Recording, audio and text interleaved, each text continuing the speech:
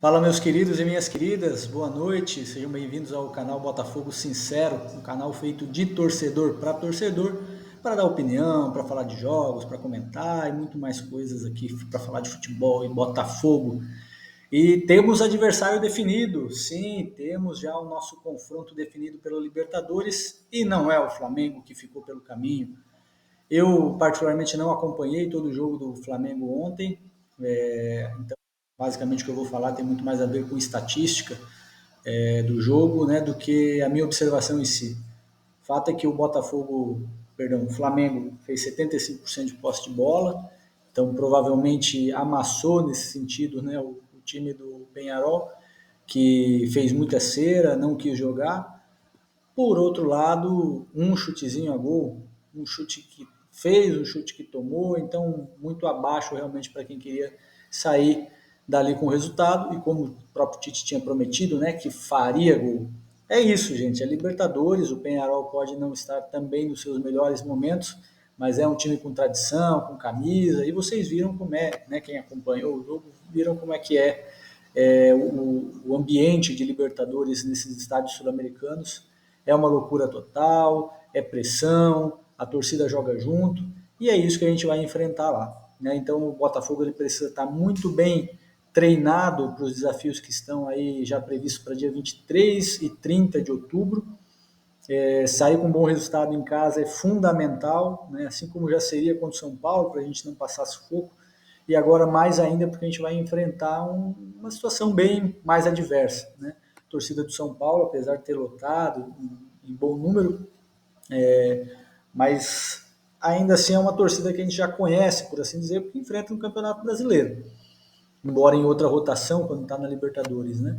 Agora, o Penharol, para nós, já é um pouco mais de novidade. Ah, mas a gente ganhou dele na Copa Comebol. Tudo bem, há bastante tempo atrás, então a gente não pode usar isso como referência. Eles estão ansiosos para reviver também os momentos de glória deles. Enfim, Botafogo e Penharol, não vou mais falar do Flamengo, porque afinal o Flamengo ficou pelo caminho, né?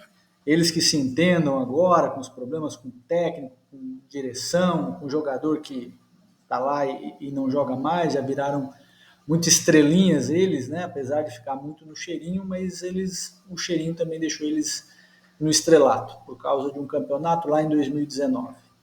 Ok, a gente segue com o Botafogo aqui. E o Botafogo amanhã enfrenta o Grêmio, jogando praticamente fora de casa, né? Porque foi combinado, então levou o jogo aí para Mané Garrincha em Brasília. Mas é um Botafogo que também vai jogar em casa, apesar de ser fora de casa, porque a torcida vai ser maior do Botafogo, então vai sentir essa ajuda, essa presença. E além de tudo isso, tem o componente chave aí de estar na liderança e querer continuar na liderança, então isso com certeza vai empurrar o time para um bom resultado. O time deve ter algumas mudanças, né, deve poupar alguns jogadores, em especial o Luiz Henrique. Luiz Henrique que ao voltar do jogo, né, teve um probleminha de saúde aí, né? Tipo, para mim, opinião, né? Mais um amarelou do que qualquer outra coisa. Mas enfim, pode ter comido alguma coisa estragada e tal. Isso aí acontece, né? Mas o cara fazer isso num jogo de quarta final de Libertadores, né? Enfim, gera os questionamentos. Mas tomara que ele esteja bem, é o nosso principal jogador.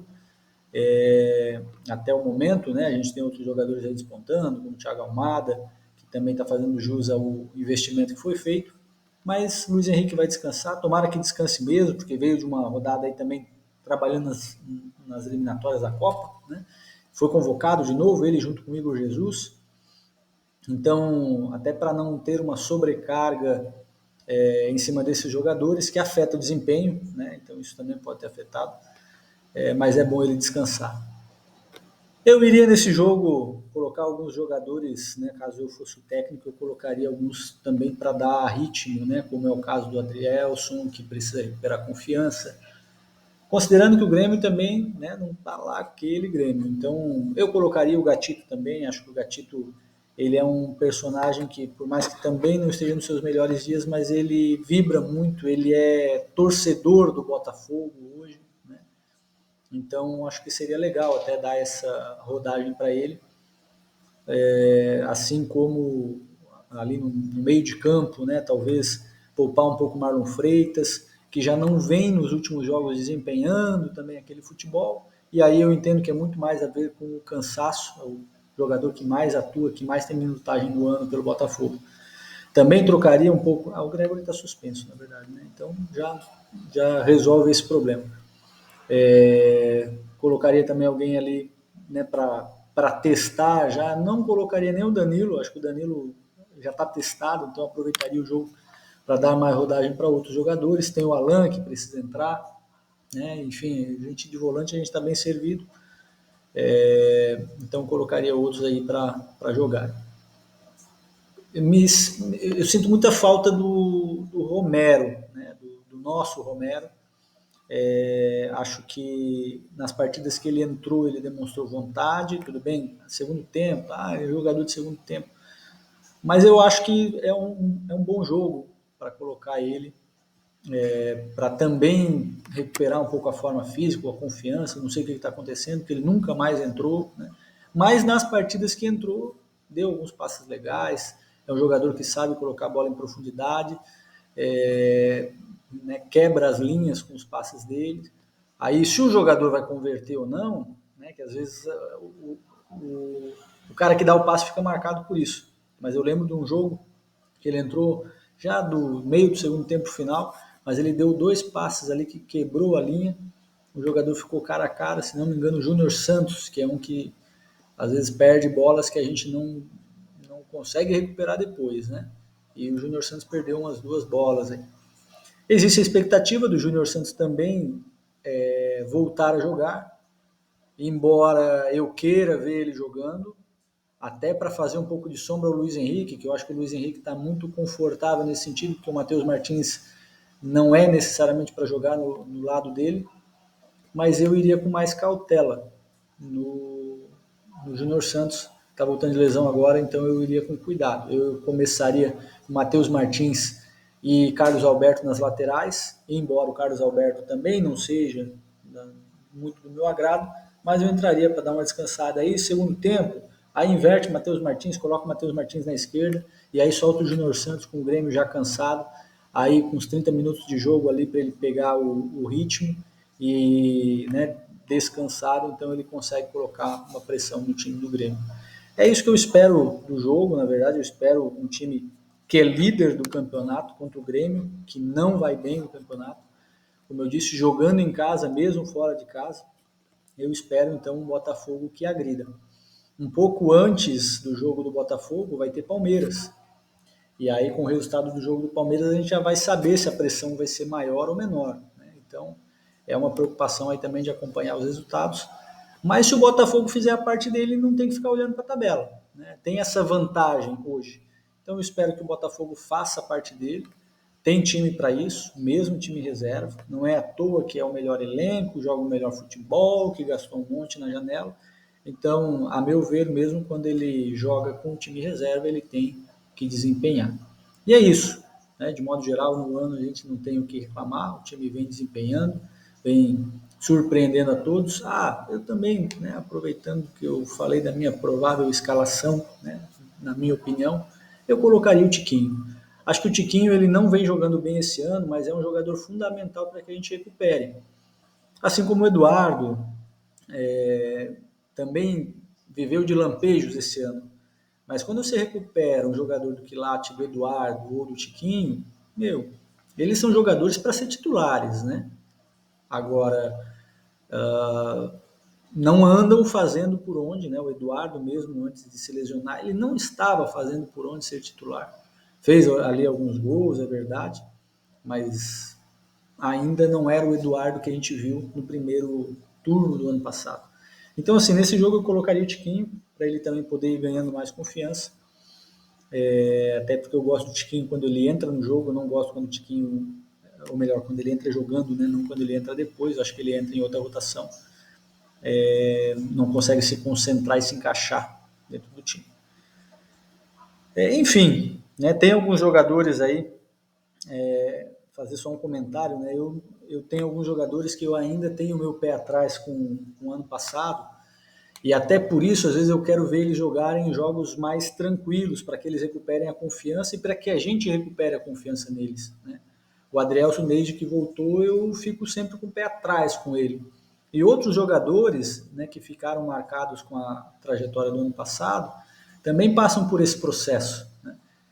A questão do Tietê. O Marlon Freitas já deu a volta por cima, mas o Tietê nunca mais voltou a ser titular. O Danilo, apesar de sempre ser aquele jogador voluntarioso e tal, mas também, né, teve jogos que ele entrou até para fazer a zaga e depois ele tomou gol.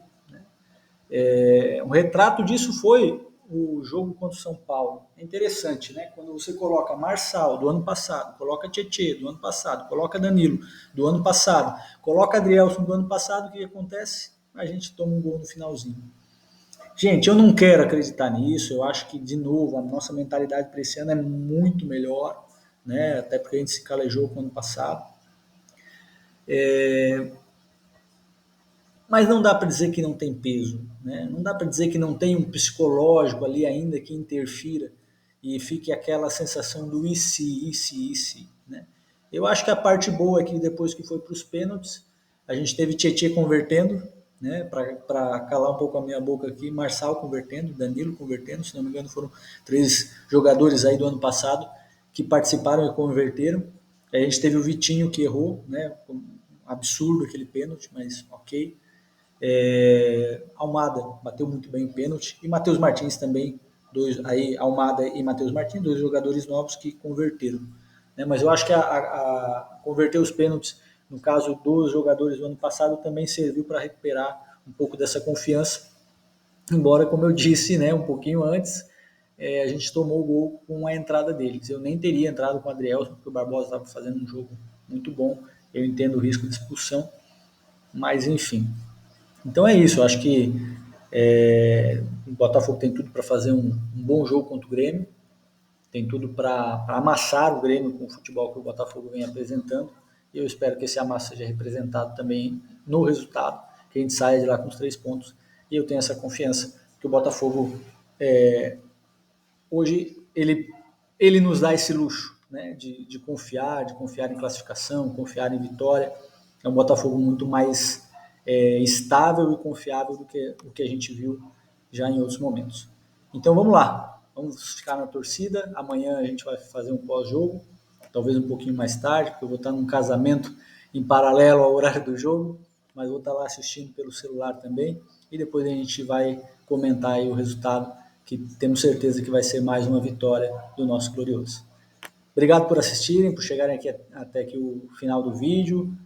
Não esqueçam de curtirem, compartilharem aí com seus amigos, se inscrever no canal. Isso dá uma força, principalmente nesse momento de início do canal, tá bom? Valeu, pessoal. Obrigado.